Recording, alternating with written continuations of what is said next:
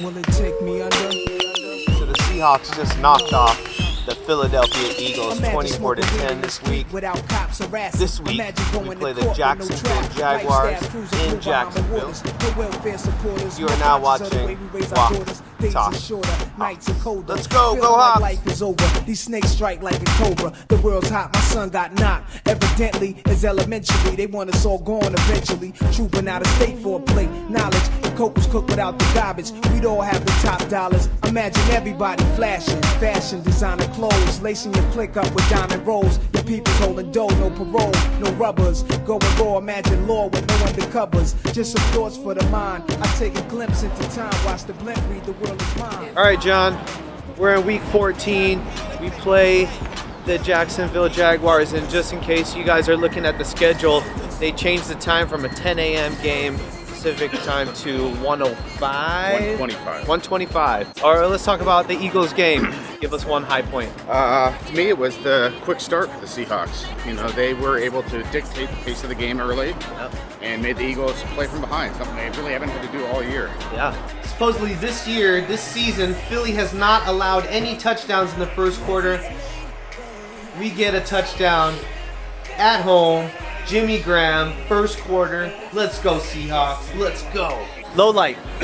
Low light. I'd say some of the big plays they gave up defensively in coverage down the field, including the 50-yard scramble or the 50-yard bomb as Wentz was falling down. It was a bit problematic. Great pressure by the pass rush. Yeah, Quinn Jefferson was about to sack him, but Wentz, showing the kind of athlete he is and the kind of arm strength he has, to be falling down and get the ball 50 yards. Seriously. Down the field on the money. Go Hawks. Right over. Yeah. Right over Maxwell, and then Maxwell later got burnt. About a minute left in the game. The game is pretty much over. The Seahawks are going to take the game 24-10. Now let's talk about our matchup against the Jaguars and try to maybe throw in some fantasy in there. So as I look up stats, the Jaguars at 8-4. Yep, same as the Seahawks. I feel like their schedule also was not as tough, similar to Philly. Like I want to see some challenging games. They had a big win against the Steelers, and then a big blowout of the Ravens, 44-7. They're ranked 7th in scoring. Yeah, that's probably the most surprising stat. Yeah. You know, it's a team that I would describe similar to the Seahawks when we first got Russell Wilson. Okay. So, #1 ranked defense in the NFL. Yep. Great pressure up front with 4 guys. A lot of speed at linebacker. Great corner play. Jalen Ramsey was a former top 5 pick 2 years ago, and the defensive rookie of the year in the NFL last year. Built a lot like Sherm. Outside of the Pittsburgh game where Big Ben threw all those picks, Right. what kind of offensive teams have they been playing? Not great. I mean, their conference isn't, as strong. Right? And they beat Houston the first game of the year as Watson got subbed in. Okay. For Savage. Okay. So. Oh, okay. Because they were beating him so badly. Yeah. Yep. They made the switch in the first game, halfway through the first game. Sure. So. As far as quarterback play, Bortles he's just okay. I mean, maybe below. He's around mediocre. He's 20th in the league in touchdowns. Yeah. So Bortles, coming out of Central Florida, was not a very well-known prospect. He's 6'5". He's athletic. Okay. He's got a pretty strong arm. His accuracy down the field is awful. Them drafting Leonard Fournette with the 5th pick in last year's draft, getting a really solid ground game to take pressure off him.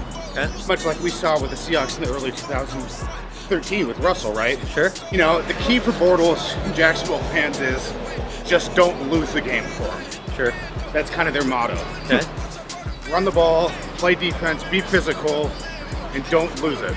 So you say run the ball. So their #1 threat, from what I see here, is Mr. Leonard Fournette. Yeah, and he's been battling an ankle injury, so he should be.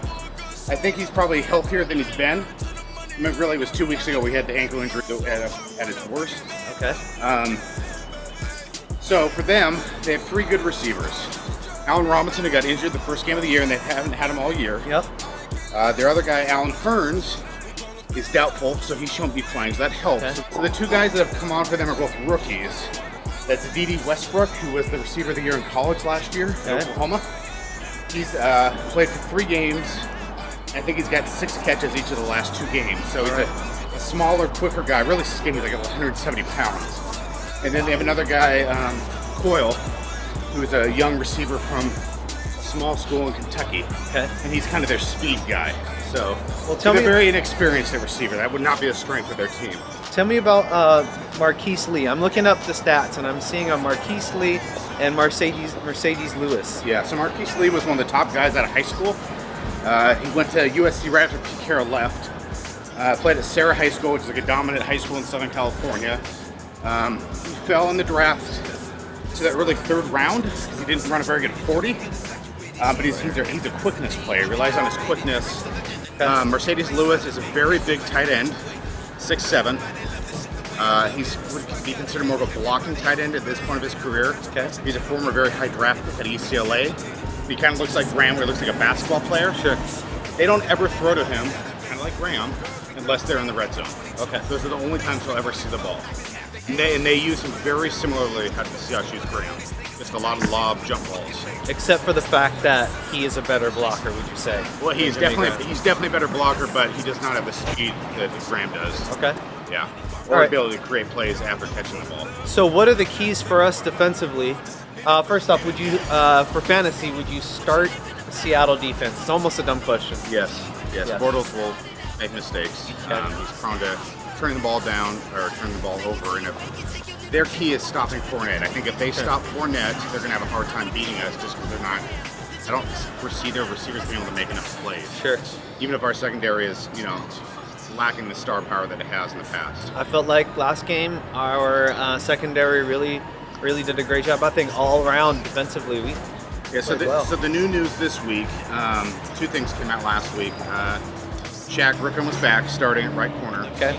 Byron Maxwell got the start over Jeremy Lane at the left corner. Sure. So that's different. So when Maxwell previously played for the Seahawks, he'd always played on the right side where Sherman played on the left. Yep. So what's new this week is Deshaun Shedd practiced for the first time yesterday. Right, yeah. So I don't foresee him playing this week because they want to get a full week out of him. Okay. But by next week, they might have him available as well. Okay. Start Seattle defense. Start Seattle What is their key? I mean, you mentioned stopping the run. Yeah, the key's got to be stopping the run. Fournette, statistically, has not been as good as he was earlier in the year. He's not breaking as many big runs. Most teams, not surprisingly, are putting an extra player in the box. Yep. The Seahawks, White Bradley Maneuver played really well last week. Yeah, he did. He played well. A lot of it is due to his coverage ability, right? To be able to cover Ertz and cover other guys down the field. So how do you think Russell is going to do, and would you start him against this Jacksonville #1 defense? Yeah, I think he will be under pressure a lot. The O-line's really improved a lot the last couple of weeks now that we got Jokel and Brown back. Posick is playing with a bad ankle. Looks like he injured it in the game last week and nobody diagnosed it at the time. So hopefully he plays. Who's going to be going up against Calais Campbell? Well, he's an interior player for them, so there'll be Posick, Britt, and Jokel. Okay. So Jokel, I'm sure will want to have a good game. This was a franchise that originally drafted him #2 overall, and he was considered a bust. All right. So Russell is a start. Russell will be a start the rest of the way, yeah. Okay, let's go wide receivers. Okay. Doug Baldwin, is he still dealing with a groin issue? Almost pulled out a touchdown last game. Yeah, great play. I think you got to start him. He's still going to be Russell's favorite target. Yeah. Again, their matchups are difficult. So they have Jalen Ramsey, who's their bigger corner. Okay, he's the former #5 overall pick. And then they have another guy they stole as a free agent from the Texans. His name's A.J. Bayou, who's one of the best corners in the league. He's man-to-man guys. Sure. So, Let's roll on to Paul Richardson then. yeah, he didn't have as good a game last week as I would have thought. He hasn't scored. Yeah, he hasn't scored the last 2 weeks. I probably would pass on him this week just because I think he'll have the tougher matchup on the outside. Okay. Where I think Lockett and Baldwin will be, they're worth the start because they can rotate him inside. Okay. Better matchup against Aaron Colvin. Okay, so start Tyler Lockett, sit Paul Richardson. Yeah. Let's talk about tight end, Mr. Jimmy Graham. Yeah, so I think this will probably be Jimmy's roughest matchup. So this week he goes up against a guy that's one of the best coverage linebackers and somebody similar in size to him. Okay. So he's playing Telvin Smith, so he's a fourth-year player out of Florida State, former third-round pick. He's 6'4", and he runs really well for a linebacker. Okay. So kind of built like KJ, but faster. So potentially a sit. I would say use him as a flex if you can. Yeah. I mean, he's still going to be better than most tight ends that are out there. Sure. So you probably play him. I just wouldn't be as reliant on him as scoring a touchdown as a pass. All right, so then let's go to running backs. We kind of have an idea who's out there, and I can say that confidently, sit Eddie Lacy, sit Thomas Rawls. Don't even have ProSize on your roster. He's not even, he's on IR, so you couldn't even have him anyway. Right, exactly. But the star from last game and the other game that he actually played because he was out a little over half. With a groin injury. Yeah. I'm going to say Mike Davis. What do you think? I mean, I said to watch him.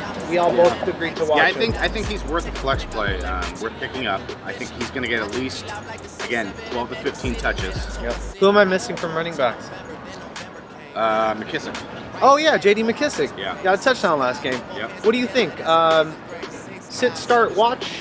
It's probably a watch. Watch. Yeah. All right. What's your prediction of the score then? I think it'll be low scoring. I'll say 20 to 16. 20 to Seahawks. 16. Yeah. All right. So that means Blair Walsh is 2 field goals. Yep. Good luck, Blair Walsh. Yep. We need it. We need it.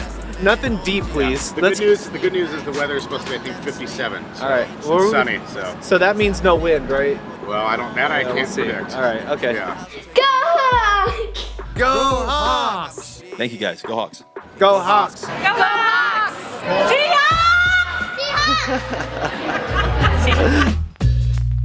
I want to send this one out to all the Jeep lovers worldwide. Word 'em up. City to city, ghetto to ghetto.